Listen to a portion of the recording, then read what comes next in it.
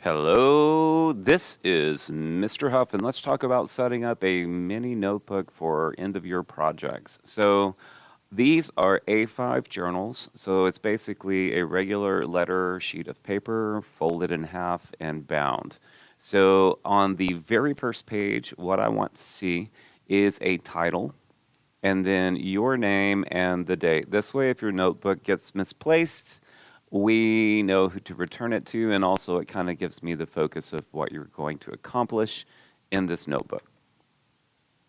Reserve the next 3 or 4 pages for table of contents. You can just label that TOC. As you start completing things and updating the table of content, I always like to put the page number first and then describe the item or the page range. So if you have 5 pages related to concept sketching for a project, then you could just say it's this page through this page, concept sketches for whatever.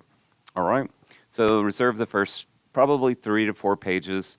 So this is a 2-page view that we're looking at, and that should be plenty for this mini notebook. Then go through and number all of the pages. In this one, I numbered them at the center at the bottom. You can number the pages anywhere you want. Just be consistent. So bottom left, bottom right, or centers, or top left, top right.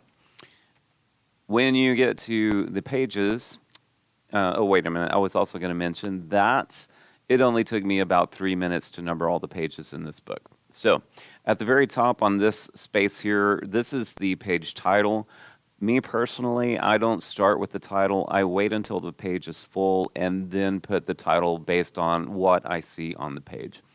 Another thing is you need to write neatly. This is for someone else to read. I will be looking at these, and if you're just scribbling stuff down and it's illegible, then that may be reflected in my assessment of your work. Also, and it doesn't show up nicely in this picture, at the end of the day, just draw a line and put the date in a box right here. I like to have the dates in a box along the outer margin. It makes it easy to find where we stopped. Okay. Another thing too, if you have blank space at the end of the page, let's say you wrote down to about right here, and it's customary to cross that out if it's blank and initial it, but it's better to just work chronologically and fill up the book.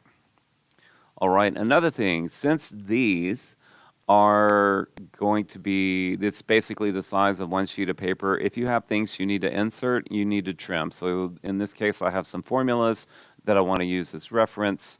So we want to trim those to fit in. We can also reduce the scale of things when we print them. So I can walk you through how to do that if you need help. But you will need to chop down full sheets of paper because they will not fit in because they are exactly the same size as the notebook itself.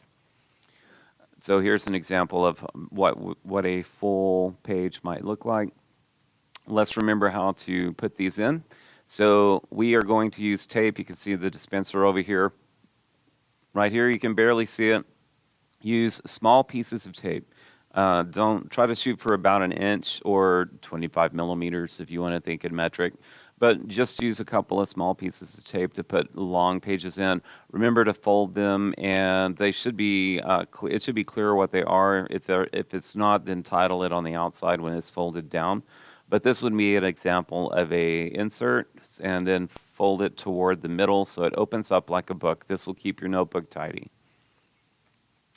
And if you need to insert stuff like this, again, small pieces of tape to hold it down. It's also customary to write a label. I'm not going to get that particular, but these would be an example of some formulas you're using to calculate stresses and strain and modulus of elasticity. This would also be true for like photos of CAD models and things like that. If it's helpful, though, do include figure names. Like down here, you could label, this is what this is. You probably need to write that there before you tape it down. All right. So that's just a real quick run through of setup. I'll give you guys a handout with what I expect to see on each page. All right. Thanks for watching.